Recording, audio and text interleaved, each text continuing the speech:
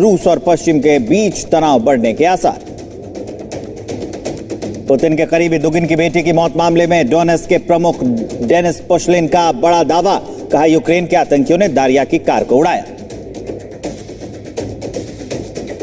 अगर कांग्रेस के अगले अध्यक्ष की रेस आज से शुरू, राहुल नहीं माने तो गांधी परिवार के किसी वफादार को मिल सकती है कमान। 24 के चुनाव तक सोनिया के नाम पर भी विचार। उपचुनाव से पहले आज तेलंगाना में एक जनसभा को संबोधित करेंगे अमित शाह। शाह की मौजूदगी में राजगोपाल रेड्डी थाम सकते हैं बीजेपी का दामन। आज रात भोपाल पहुंचेंगे केंद्रीय गृह मंत्री अमित शाह। कल इंटर स्टेट काउंसिल की मीटिंग की करेंगे अध्यक्षता। बैठक में सीएम योगी, भूपेश बघेल, पुष्कर धामी और शिवराज सिंह चौहान होंगे शामिल। Amit Shah inter state council की बैठक के बाद नेशनल फॉरेंसिक साइंस यूनिवर्सिटी का उद्घाटन करेंगे। नई शिक्षा नीति के आयोजित कार्यक्रम को भी करेंगे संबोधित। पुलिस लैब का भी उद्घाटन करेंगे।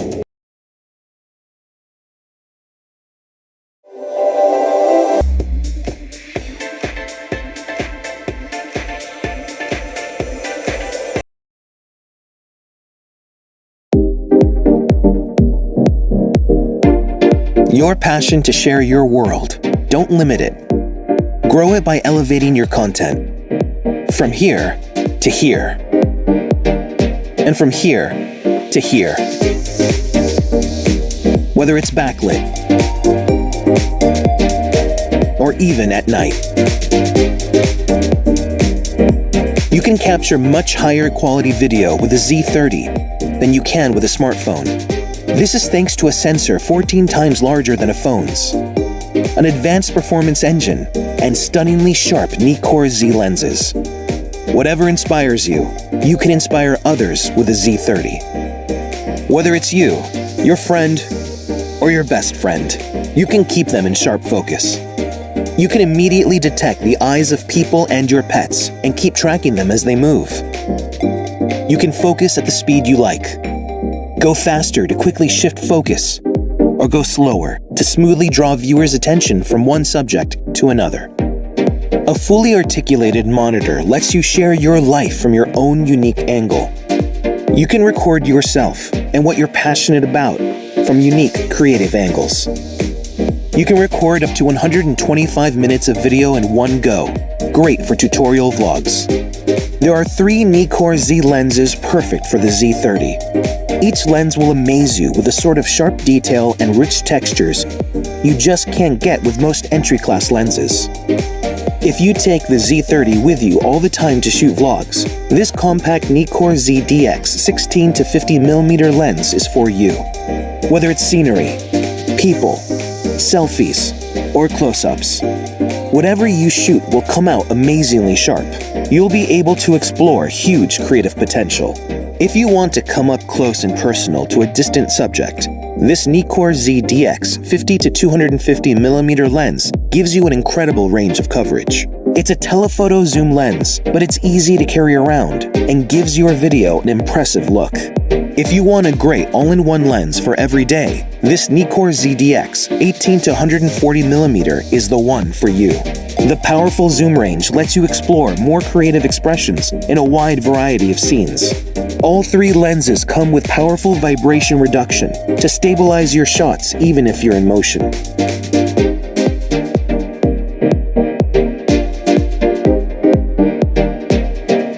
Your freedom to share your experience.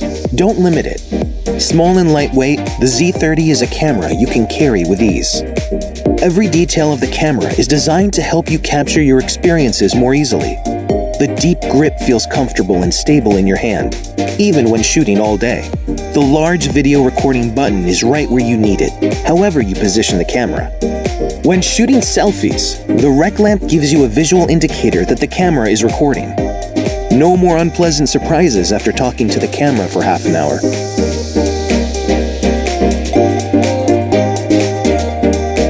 You can enjoy shooting any way you want. For example, shoot fully automatic to enjoy great colors, ideal for video. Even in full auto, you can easily adjust brightness if you feel the video is too dark or too bright.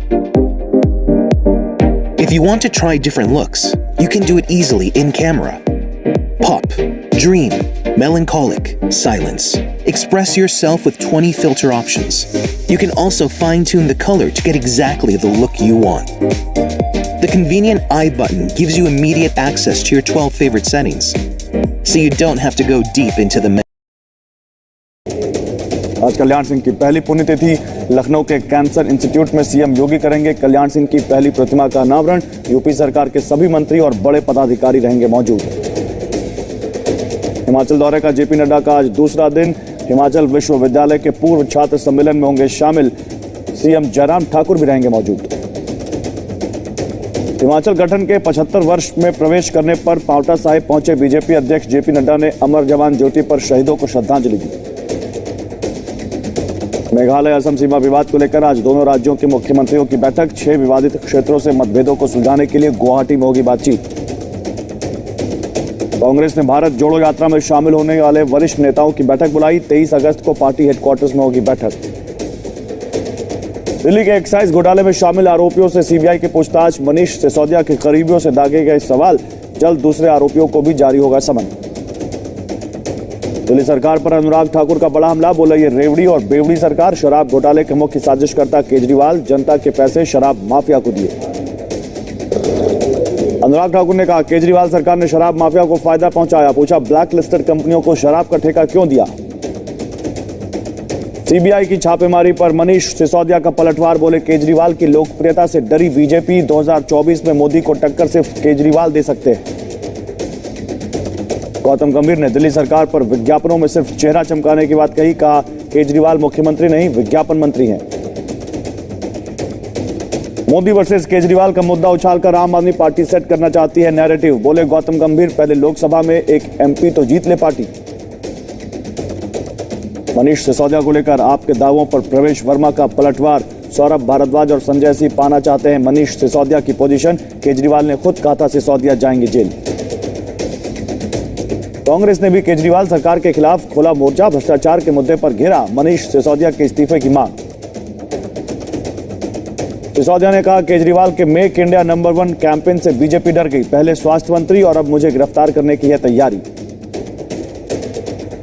Bihar के बाद झारखंड में सियासी हलचल तेज। खनन lease आवंटन को लेकर हेमंत सोरेन के खिलाफ बीजेपी ने सुप्रीम कोर्ट और चुनाव आयोग में की है शिकायत। सदस्यता जाने का खतरा बढ़ा। सीएम हेमंत सोरेन पर मंडराया सदस्यता जाने का खतरा। मुख्यमंत्री आवास में हुई बैठक में यूपीए के 11 विधायक रहे एब्सेंट। तुर्की के मारिन में भीषण सड़क हादसे में बस में सवार 32 लोगों की मौत। 20 से ज्यादा लोग घायल हुए। मृतकों में ज्यादातर इमरजेंसी वर्कर्स और पत्रकार हैं। दक्षिणी वजीरिस्तान की राजधानी वाना में अज्ञात आतंकियों ने पुलिसकर्मी पर अंधाधुंध फायरिंग की। आतंकी हमले में एएसआई वली खान गंभीर रूप से घायल है। पुलिस की जवाबी कार्रवाई में हमलावर ढेर कर दिया गया।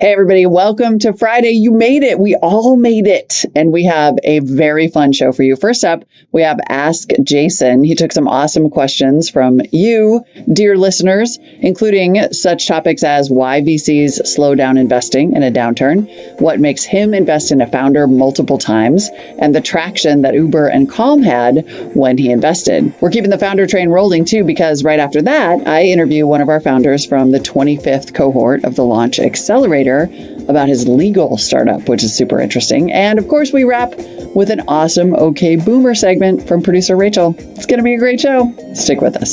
This Week in Startups is brought to you by Coda is the all-in-one doc for teams. If you've got a stack of niche workflow tools or if you're buried in docs and spreadsheets, Coda is the doc that brings it all together. Startups can get a $1,000 credit at coda.io/twist. BetterHelp provides access to easy, affordable, and private professional counseling anytime, anywhere. Get 10% off your first month at betterhelp.com/twist. And I Trust Capital. Did you know that you can invest in crypto through your retirement account and still get the same tax advantages as a traditional IRA? Visit itrust.capital/twist to start investing today. Why does a recession slow down investments when they're supposed to be long-term? Isn't it better to buy in a low market? Shouldn't VCs be deploying more now? What a great question. I am trying to deploy more now. There's a lot of reasons why VCs slow down. Number one, they have to do triage on their existing portfolio. So you got those 50 names, a third of them can't raise money, a third of them are raising money, people in the middle are doing layoffs. So essentially, you went from everything going up and to the right, nobody needs any help, to almost every company needing your help. That's a big distraction. That's a lot of a general partner's time. So essentially, people circle the wagons in a down market. They make sure their companies are going to survive, right? So the pack basically says, let's protect all the little kids here. We're under attack. We don't want to go on some crazy adventure right now. We're going to make a camp. We're going to make sure our companies are safe and secure. Number two, these GPs have to call down money from LPs. Those LPs might have told them, hey, probably a good idea to not deploy a ton of capital right now. Don't make a capital call. So if you raise a $100 million fund, you may take down 5 million of it. You may ask those LPs, give me 5 million. You deploy it. 6 months later, give me another 5 million, deploy it. Well, that process of just taking a little bit of money down and then deploying it from your LPs, your limited partners in a venture fund, as a GP, the general partner, the person who invests in the venture fund, who works there, that process kind of slows down because the LPs are like, you know what, we don't have a lot of cash around here. Our portfolios are getting killed. Just take your time. And so that's something subtle that happens behind the scenes that could be happening right now. There might not be great deals for them to look at right now because the founders have not accepted reality and they're still trying to raise at a higher price. And so we have said over the last 6 months to many companies, listen, we really like the business, but we don't understand the valuation right now. Right now, the valuation is 80 times, 150 times revenue. And the public market comps are 6 times or 7 times revenue. And the private comps for high growth SaaS companies are 20 or 25. Yeah, we would need to, you're expecting a 75 times revenue. We expect 25. So you have $1 million in revenue. We think the company's worth 25 million. You think it's worth 75 million. The public markets would have valued it at 7 or 8 million. It's high growth. Okay, so we triple it to 25, but you want to go much higher to 10 times what the public markets would value it at. And so you have this little bid and ask being out of sync, which you also see in real estate. Somebody's like, oh, I bought my house for 5 million, or I bought my house for 2 million. I stayed in it for 10 years. The market went crazy. I think it's worth 5 million. And the buyer says, yeah, I know you think it's worth 5 million, and it probably was worth 5 million last year, and then somebody down the block sold for 5 million. I think it's actually worth 3.5 million. Somewhere between the 2 you paid for it and the 5 that somebody else got for a comparable home. And the seller goes, well, I'm not going to sell it. I'll just Airbnb it or rent it to somebody. I'll just use it. And then all of a sudden, the real estate market becomes frozen because the buyers and the sellers can't agree on the price of these assets. For public market companies, well, people need liquidity. It's a liquid stock. Your price discovery happens very fast. Price discovery in startups and homes is very slow and painful. And the only person who has to sell their home might be somebody who's getting divorced or moving from one city to another. And so they'll take the medicine and accept the best possible price. For a private company, the founder might say, I have 12 months of runway. I'll just wait 6 months. Or I'll build the revenue up, hit break even, be default alive, and I don't need your money. So screw you. That's what's happening in the markets right now. And so it just takes a little time to work out. And I don't think any VCs are bottom feeding or trying to, get ridiculous deals. I think they're just dealing with the reality of they overpaid for the last 3 years. And they overpaid for 3 years. And arguably, maybe when I started investing, we underpaid for a couple of years. Uber and Calm at 4 and 5 million. Okay, maybe, those should have been $10 million valuations. But they should not have been $50 million valuations or $40 million valuations, which is where some early stage companies got to during all this, like Clubhouse at 100 million with no revenue and 4,000 or 5,000 VCs using it. It was like, really? None of us understood it. I might have I actually asked to invest in it, and I might have put a small bet in even at the 100 million. I mean, I was trying to invest before then because I thought it was such an interesting, intriguing new format. Now, of course, it got knocked off by everybody right quick, but that is what's happening in the market. And so it just takes a little time to find equilibrium. I found 2 great SaaS companies. We've done like 4 or 5 SPVs in the last month. And I am really looking for great SaaS companies, marketplaces, consumer subscriptions with products in market with just a hint of traction. 5,000 a month, 25,000 a month in revenue. That's my sweet spot. I know that you can get somebody to pay for your product, but you still have a lot to figure out to scale it up. And companies worth 5 million, 10 million, 15 million. Then I can make a bet of $1 million and own 15% of the company, 5% of the company, something reasonable, knowing that 60, 70% of companies go to zero. I might hit a home run here. I need to have the ability to imagine a 50x or 100x investment. It's kind of hard to do that when the company's worth 100 million has no revenue. So great question again from our friend Beer Script. Here's another question. This one's from Bones Sky Pirate. He asks, if you invest in a startup and it fails, but the founder leaves and starts a new company, they email you asking you to invest in their new company, what would make you say yes or no based on your past experience? In other words, what makes you invest multiple times in a founder even if they fail the first time? So if they worked hard and they built a great product and they were good stewards of capital, one of my favorite investments to make. I know that you worked hard, you didn't get product market fit, you couldn't clear a market with investors, for whatever reason it didn't work out, your founder and you broke up, the market crashed. Okay, what did you learn from that experience? And then tell me about the new idea, because now I know that the chances of you making that mistake again are 0. You learned that lesson the hard way. It's like if somebody crashes a plane because they forgot to, go full power on takeoff, you think they're making that mistake again? Well, no. Or if they forgot to check their airspeed when they were, and their altitude, no. If you crash a plane, unfortunately in plane crashes, you usually die. In startups, the great thing is it's like a video game. You put another quarter in, you go fight Donkey Kong. It's fantastic in terms of learning. It's kind of like being in a simulator, right? If we're in a simulation right now, startups are like this great simulation. Hey, see if you can change the world with this company. Oh, it didn't work out. Put another quarter in. The quarter is your venture money. It's okay. I don't mind. I got a roll of quarters over here. I don't mind giving you a couple of quarters. If you're going to play the game right and you were focused on the game and it didn't work out, great. And I've done this multiple times in my career, and I think it's like one of the great ways to invest in the arc of a founder's career, because founders get better and better and better. The only thing that can happen is they can run out of energy as they get older.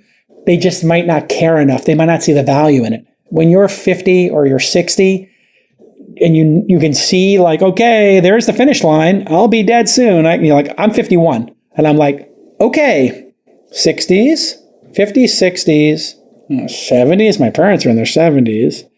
80s, it's over. If I'm lucky, I got 30 years left. I don't know if some science nerds come up and get us to 100. Great. But I'm banking on maybe I'll be here till I'm 80. Maybe I make it to 85. But I just want to have a great 50s, 60s, and a decent 70s. That to me would be wonderful. Therefore, you're like, do I really want to build a company that I don't believe in? Or do I want to, not go to my kid's graduation? Do I want to sacrifice? I think a lot of people, when they get to their 50s and 60s, are like, you know what? I want to go ski in Hokkaido. That's my big focus for next year is I want to ski in Hokkaido. I'm looking forward to that. So am I going to be crazy some 30-year-old who's like, yeah, I'll go to Hokkaido when I'm 50? It's like, well, I'm 50 already. So you do have to take that into account, is some people can run out of age. Now, some people are animals, right? Like Frank Slootman, he seems to be 50 and he doesn't care. He's going to just make it work no matter what. Some people are animals and they can just be a samurai and a warrior and they're just going to get it done no matter what age they are. But more often than not, I see people that don't see the value in that last 10-year sprint to make something amazing in the world. You'd have to have a real sense of purpose. Now, if you're Elon and you really want to get to Mars, yeah, that could be the sense of purpose, but I don't think money will get you there. Whereas young people, they really want to prove themselves, they want success, they want money, they want power, and they might really care about the mission, they want to build a team, they want to be the boss. There's so many competitive aspects to young people, and that's why they say it's a young person's game. I'm not an ageist. I'm just telling you what I see on the field is that the 40 and 50-year-olds, like, they just can't dunk the basketball in the way that 25 and 35-year-olds can. That doesn't mean I wouldn't invest in a 50-year-old or a 40-year-old. I think I would do that all day long if they are dedicated to it. I just think the percentage that are actually dedicated to it goes down by half, maybe. Like half the people are just like, I already made my money. I want to do yoga. Half the people check out because you have a high degree of burnout in it. 30 years on the field. You're just like, you ever see like these baseball or basketball players who retire early? And you're like, you still got 2 or 3 good years. And they're like, I've done enough. I'm good. I'm going out on top. I'm okay. I don't need to do those extra 2 or 3 years. I made my money. I enjoyed it. And you're like, but we want you to do another 2 or 3 years. It's like, key word in that sentence is you. You want to see me do another 2 or 3 years. I want to move on and be a commentator on, inside the NBA, or be an investor, or spend time with my kids, or live in the same city for more than 2 years at a time. People, want to live their lives. So I do think it's something to think about. This is why I encourage people, if you're going to do a startup, 30s is a great time to do it. 20s is a good time to do it. I think 30s is the sweet spot because you can work in 2 or 3 other jobs. You can go on vacation and have a couple of adventures, maybe have a little fun in your 20s. I went straight into it in my 20s. I'm not saying I regret it, but I probably should have had a better time in my 20s if I'm being candid. I probably could have been less focused on work and a little more focused on living, could have done a couple more vacations, but no regrets. You can't go backwards in time. But if I was advising my younger self, I would have said, take 2 weeks of vacation every year. You don't have to be so hardcore. Okay, here's a great question from the Noti Gang. If you don't know what the Noti Gang is and you're listening to the podcast, those are the people who turn on notifications on YouTube. So when I go live, they can come to YouTube and basically interact with us. So they ask me questions. I talk to them. YouTube.com/thisweekend. You hit the subscribe button. Right next to it's a bell. You hit the bell. You're now part of the Noti Gang. Francis Santora, who is part of the Noti Gang, asks, what type of traction did Calm and Uber have when you invested? Calm had a very simple product in the App Store making, I think, $10 per sale, and they had sold 1,000 copies of it. And it was very simple and basic, and they had met with 40 venture capitalists and professional investors, and nobody would invest in it. Uber was in private beta. They had 2 or 3 cabs on the road in a very simple app that was invite only, and basically no revenue. And it was $4.5 or $5 million post-money valuation. I think they actually was a priced round. So yeah, they had very little traction, but what they did have were beautiful products that solved a specific problem with really dynamic founders. And as I say all the time, if you want to understand how to invest in private companies, public companies I'm learning, private companies I know, the team, which in the early days is really the founders. So you got team, you got a product they make. How good is the product? How good is the product velocity? And then the customers. How much do the customers love the product? How much are they paying for the product? What would they do if the product didn't exist? How bummed out would they be? So you can just focus on those 3 things. There's all different ways to ask questions in those 3 categories about the team, about the product, and about the customers. There's a lot of other things people talk about: competitive matrix, the culture of the company, the total addressable market. All of those are interesting discussion points. I highly recommend that you focus on the core 3, whether you're on either side of the table. The founders, really focus on your team, really focus on your product, really focus on your customers. Try to block out everything else. Early stage investors, focus on the team, focus on the product, focus on the customers, try to block everything else out. A lot of times you'll talk to a founder and just look, they'll pitch it for 20 minutes and ask yourself, how many minutes were on the customer, how many minutes were on the product, and how many minutes were on the team? And what you'll find is those 3 things might be a third of the presentation, and they really should be a third each and really nothing else. They should be 30% each. Here's 30% about our team. Here's 30% about our product. Here's 30% about our customers. Here's 10% about everything else. Everything else is superfluous, as far as this investor, who happens to have a pretty good track record, believes. Okay, it doesn't matter how great your startup talent is if you can't mesh and work as a team. Startups are not an individual game. You need chemistry. And that's why you use CODA, C-O-D-A. It keeps everyone in sync. It's the document that brings it all together. It's one document to rule them all. And CODA works right out of the box. It's fully customizable, and it has templates for anything. You can create a wiki for your team. You can onboard new hires. You can do OKRs. You can adapt quickly to any change in this crazy environment. And all your data, plans, objectives, and strategies can live in CODA. All of your favorite tools will integrate seamlessly. And here's an important one. You can pull data, push out updates, and never leave your Coda dock.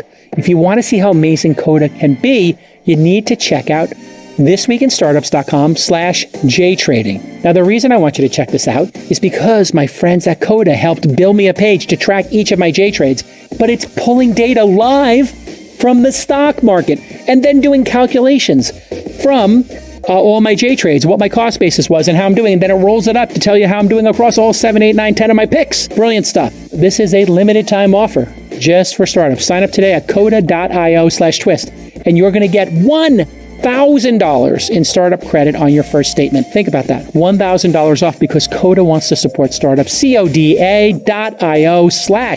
TWIST. All right, thanks for listening to Ask Jason. I'm sure you learned a lot, and there's more to come. Check out this great interview that I did with a Launch Accelerator founder. Stick with us. So the Launch Accelerator just completed its 25th cohort. Yes, we are up to 25. I'm going to sit down with some of the founders from that cohort over the next few weeks to dig into their businesses. Remember, I already spoke with one, SpringEats.com founder, co-founder, and CEO Anukampa Freedom Gupta-Faner on episode 1460. So go check that out. Today, I'm very excited to have Zeb Anderson, co-founder and CEO of Legal Q. Zeb, welcome to the show. Hey, thanks, Molly. Big time fan from back in the day and excited to be here. That's awesome. Also, you may have the best Twitter handle of all, at all the internets. You got to be kidding me. Thank you. Yeah. I tried to get it across all the platforms and succeeded in about half of them. So, that's absolutely amazing. Thank you. But I guess that's not what we're here to talk about. Tell me, what does Legal Q do? Yeah, so LegalQ is an app and a platform to basically solve for the problem that 2/3 of Americans have today, which is an ongoing legal issue of any kind. And simply, we just wanted a simple way to fix that problem. And we gave people an app that they can download, iOS and Android, and a free 15-minute chat with an attorney, no strings attached. And the attorneys basically get a